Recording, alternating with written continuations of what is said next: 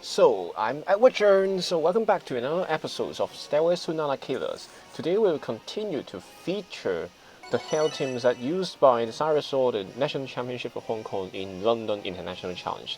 So, the first opponent of our today will be coming from Japan, and he is using a team with a Tapu Koko. I forgot the name of the grass types Pokemons, and Tentacruel, Weave Out, Arcanines, and also Aerodactyls. It's quite fast. It's not only quite, it's extremely fast team. So I need to put my health to my lead first, I guess. So it's kind of tough here because he can either use the Arcanine to stop my lead very effectively.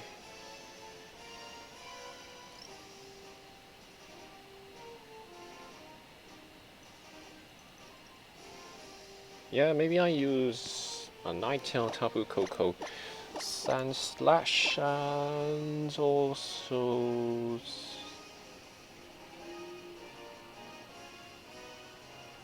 Gyarados and Marowak.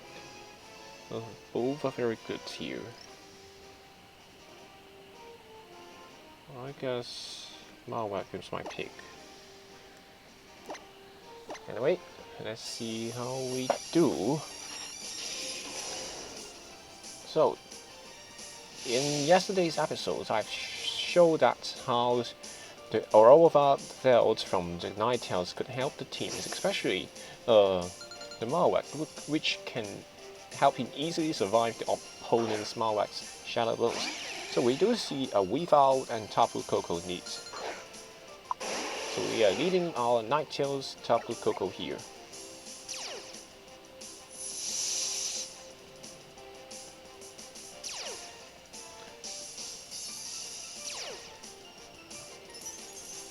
So indeed this Tapu Koko is modest in nature, which would definitely slower than both of his Pokemons. I think the first turn is still quite good to do a double protect first.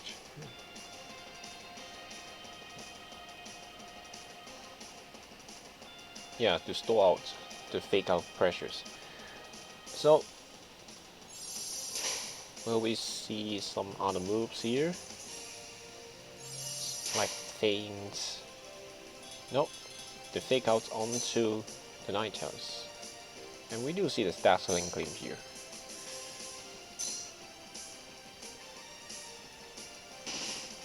So, Weezao is kind of a quick Pokemon that may threaten this team a lot. We would use a Sand... Indeed, we can use a Sand Slash to tackle this situation easily. But I'm quite fear that he will use his Arcanine to intimidate my my physical attackers. So I use the Blizzard and Dazzling Gleam here. I'm not risking any other plays at this moment.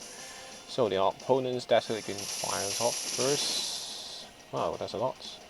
And Assurance onto Ninetales, but it survives because it's not an effective move. Well, his Weave Out is kind of defense. It invests a lot in defense. So this Weave Out survives.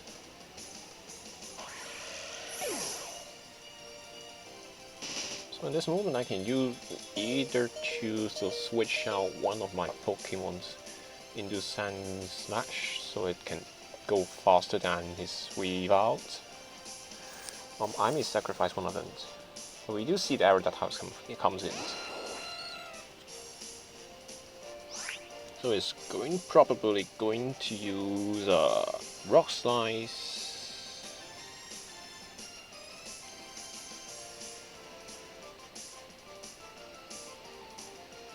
Yeah, we're trying to play it safe to preserve my Tapu Koko here. So I could just use the Blizzard and protect.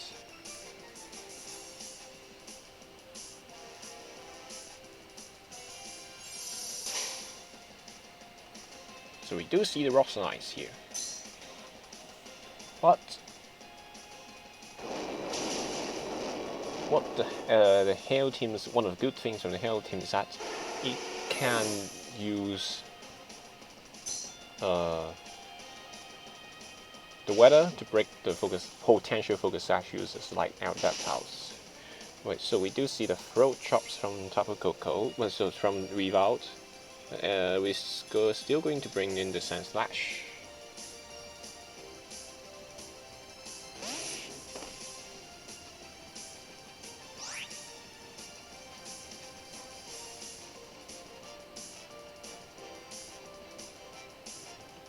Yeah, but I would choose to try to knock out the Weave out first.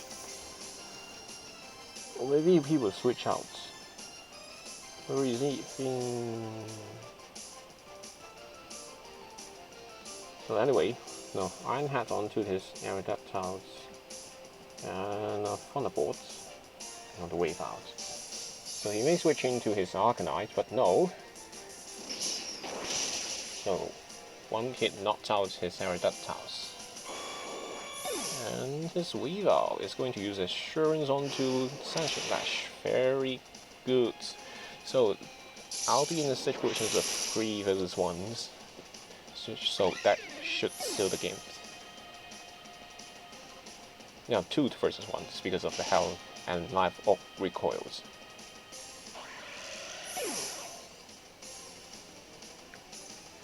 So now that coming in. Yeah, we do see the Arcanite here.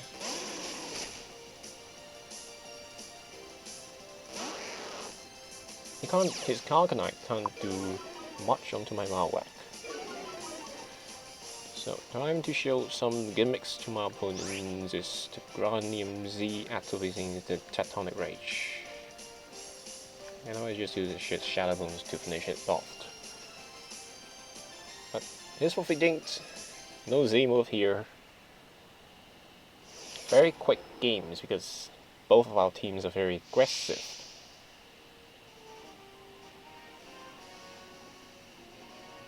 So as usual, if you like these videos, please kindly show your support by giving a like or subscribe my YouTube channels. Of course, you may follow my Twitters. The Twitter is Harbinger Ages.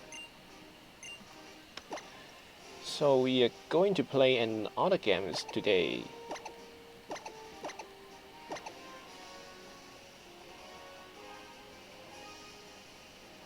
So Granium C is kind of a very interesting pick from my friends instead of the usual Life Orb, because Life Orb is actually used by Tapu Kokos. So our second opponent is coming from Mexico. He's using quite standard team in my opinion, but adding an Alola Ninetales to his teams, which consists of Malwack, Araquanid, Tapu Koko, the Ninetales, Garchomp, and also Incineroar. So Incineroar is kind of threatening my teams, but Snorlax should be quite a good pick here because of his bulkiness here.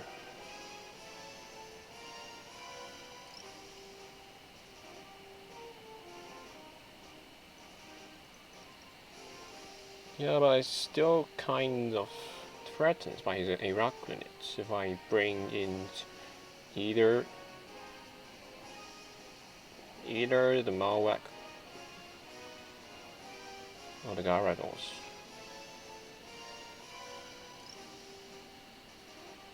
Yeah, but stick to the plan by needing the Hell Need and Snorlax on the back. And I will use the Gyarados. Alright. So I need to finish his Ninetales off quickly because it allows the Gyarados to come in. Freeze Strike is very attractive move.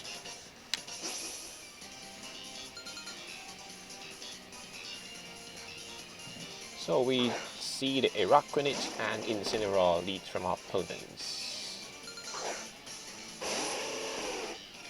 Oh, and that's in this moment, Incineroar doesn't have the access of Intimidate, which is kind of a bad news for Incineroar lovers, but with the Fake Out is still a very good Pokemon.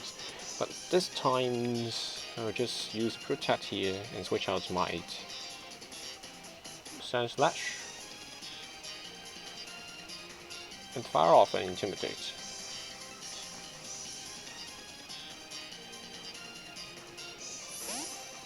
Because Sandslash is kind of useless at this moment.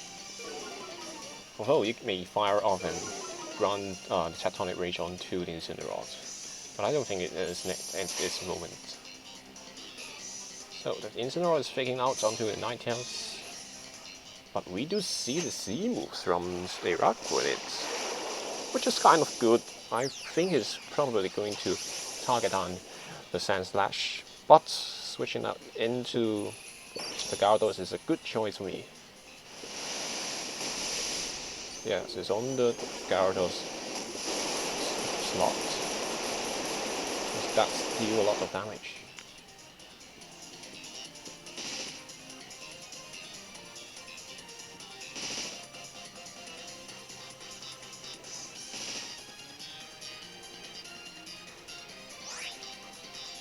So, looking at his team, he will not switch into soon. We'll switch in his Pokemons.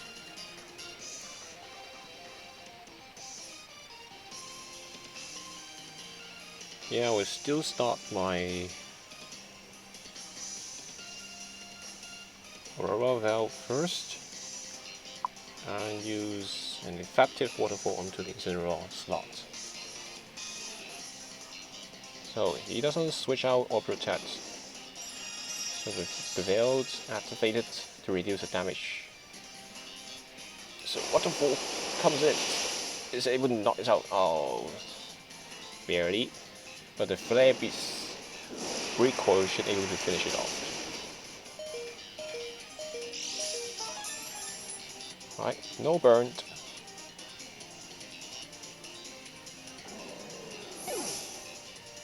So Raquanet is using Liquidation onto my Gyarados, which is kind of good. So next turn I could either use a Freeze Dry onto a Raquanet or continue to use a Blizzard. But we'll see what he's switching in is the Tapu Kokos, as expected.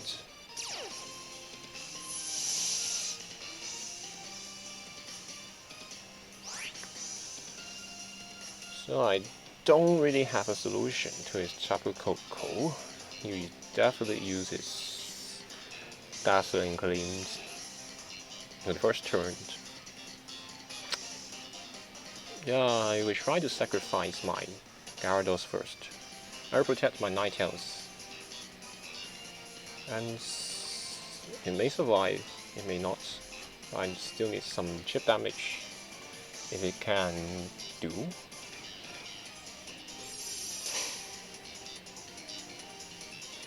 But we do see the Y-Guard first. Why he's using the Y-Guard? Kind of confusing. Oh, because he's discharging this time. So a very good information to me that is a Raquanet has the Y-Guard. And it's a Life Orb.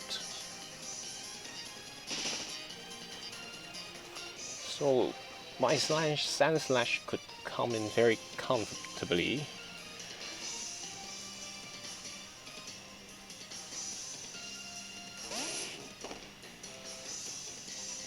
This is the last turn of the hell. This is just the second turn. So I would use a Freeze Strike onto a Raquanet. And is there any switching out option for him? Not really. Yeah, Freeze Strike. And Tectonic Rage. So, oh, but his Tapu Koko is using the Protect here. So, the Z would flies out, but reduced it effectively by the Protect. Let's see how many you still get.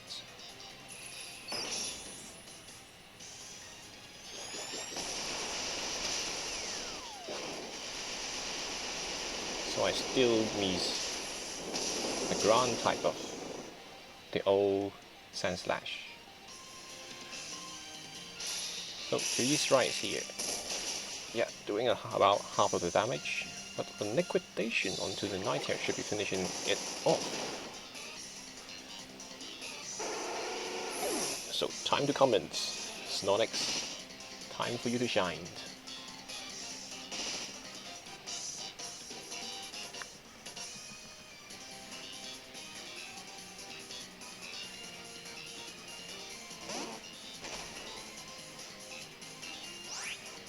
So, Snorlax concern might be the Marowak.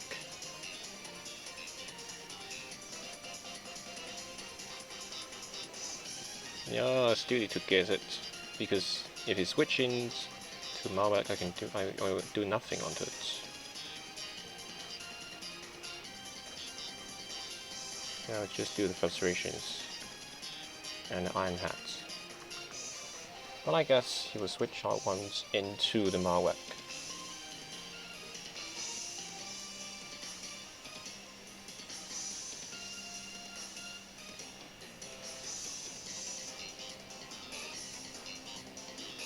But he continues to use the Wild Guard, fearing that I would use the Earthquakes. But no, I will use the Iron Hat instead.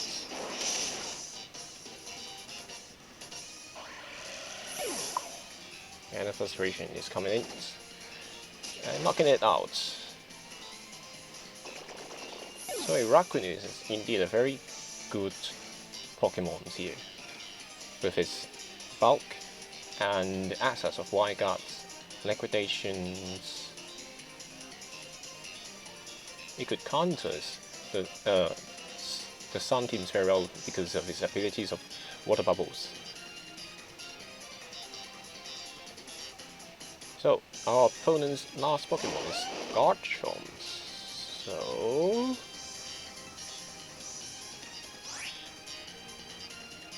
the hell is over, so my Sandslash would be slower than he does, but I still have 1 turn of protections from the Aurora Veil, so I will do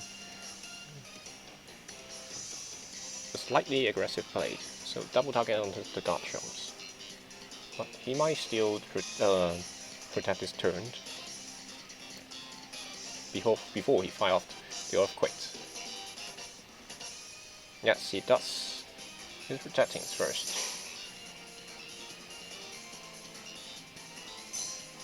So I guess I can protect in before I fire. Yeah, I can protect my Sandslash first. Of course, he can. Yeah. Anyway, Snorlax should be able to survive three Dragon Calls from Garchomps. So we see the Earthquakes coming in here.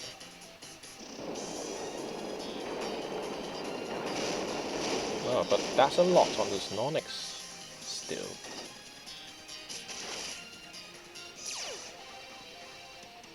Oh no, it's not activated this time.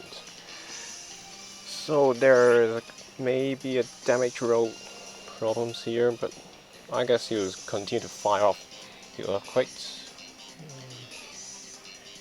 Indeed, in this situation, you need to preserve your second Pokemon very well, because Earthquake becomes a spread move, and which the damage would be reduced into 75%. And both of my Pokemon survive here. Citrus very activated, but I'm not sure it can survive another hit. Iso Crash connects, and there's a GG for my opponents.